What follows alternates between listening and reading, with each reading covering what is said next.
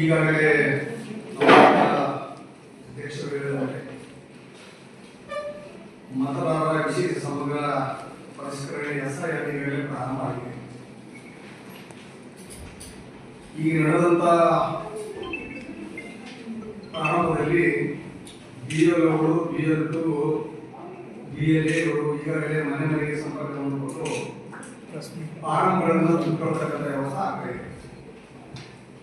ಇದಾಗಿಯೂ ಕೂಡ ಇದರಲ್ಲಿ ಅನೇಕ ಜನ ವಿಳಾಸ ಬದಲಾವಣೆಯಾಗಿ ಅಡ್ರೆಸ್ ಇಲ್ಲದೆ ಕೆಲವು ಜನ ಸಿಗಲಾರಂತ ಪರಿಸ್ಥಿತಿಯಾಗಿದೆ.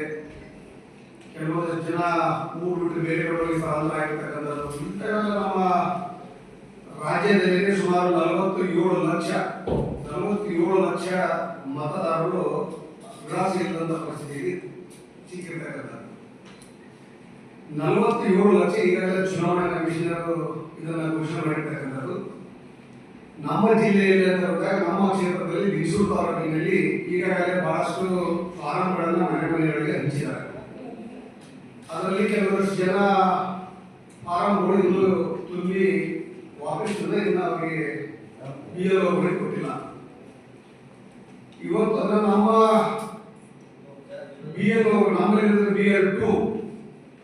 BL2ಗಳು ಅದರಲ್ಲಿ ಭಾಗವಹಿಸಿ ಅನೇಕ ನಮ್ಮ ಕಾರ್ಯಕರ್ತರು ಅಲ್ಲಿರ್ತಕ್ಕಂಥ ಬಹಳಷ್ಟು ಮಂದಿ ಅದಕ್ಕೆ ಸಹಕಾರವನ್ನು ಮಾಡಿ ಫಾರ್ಮ್ ಮನೆ ಮನೆಗಳಿಗೆ ಹೋಗಿ ಫಾರ್ಮ್ಗಳನ್ನು ತುಂಬಿ ಮತದಾನ ಗುರುತಿಸ್ತಕ್ಕಂಥ ಕೆಲಸ ನಡೀತಿದೆ.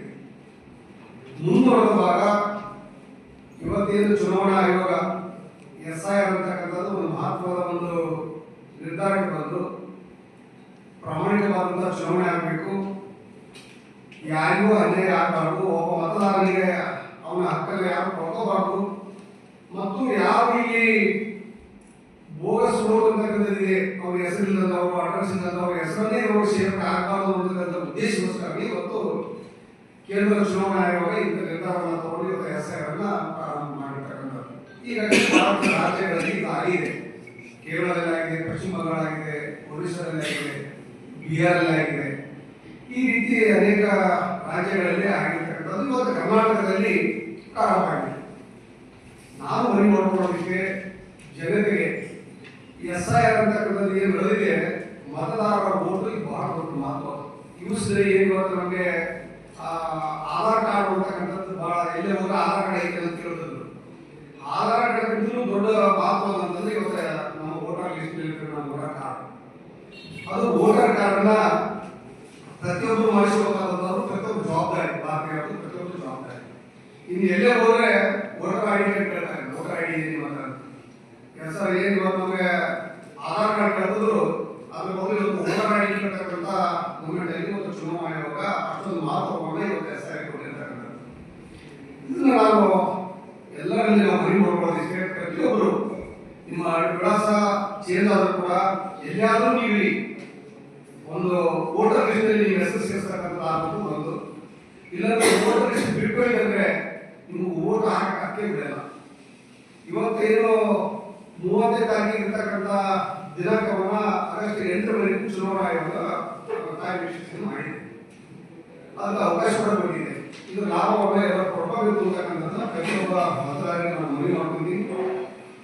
ಮತ್ತು ಹಳ್ಳಿಯಲ್ಲಿರ್ತಕ್ಕಂಥವ್ರು ಈಗಾಗಲೇ ಬಹಳಷ್ಟು ಪ್ರೋಗ್ರೆಸ್ಸಿದ್ದಾರೆ. ಹಳ್ಳಿಯಲ್ಲಿರ್ತಕ್ಕಂಥ BLOಗಳು, BL2ಗಳು, BOಗಳು ಈಗಾಗಲೇ ಮನೆ ಮನೆಗಳು ಹೋಗಿ ಅಲ್ಲಿ ಸಂಪರ್ಕವನ್ನು ಮಾಡಿ 80-90% ವರ್ಕನ್ನು ಮುಗಿಸಿದ್ದಾರೆ ಹಳ್ಳಿಗಳಲ್ಲಿ. ಈಗ ನಮ್ಮಲ್ಲಿ ಉಳಿದಿರ್ತಕ್ಕಂಥದ್ದು ಏನಂದ್ರೆ ಸಿಟಿಯಲ್ಲಿರ್ತಕ್ಕಂಥ ಮೊದಲು ನಿಲ್ಸೋದು ಮತ್ತು ಹಟ್ಟಿ, ಇಲ್ಲಿ ಬಹಳಷ್ಟು ಗೊಂದಲಗಳಲ್ಲಿ ಇವತ್ತು ಫಾರ್ಮ್ಗಳನ್ನು ರಿಟರ್ನ್ ಬರಲಾರದ ವ್ಯವಸ್ಥೆಯಲ್ಲಿ ಇದೆ.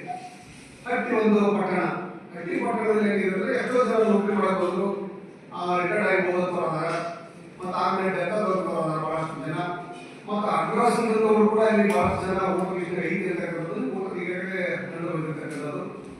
ಅದು ಯಾವ ಇರಬೇಕು, ಯಾವ ಇರಬೇಕು ಅಂತಕ್ಕಂಥದ್ದು ಚುನಾವಣಾ ಆಯೋಗ ತೀರ್ಮಾನ ಮಾಡುತ್ತೆ.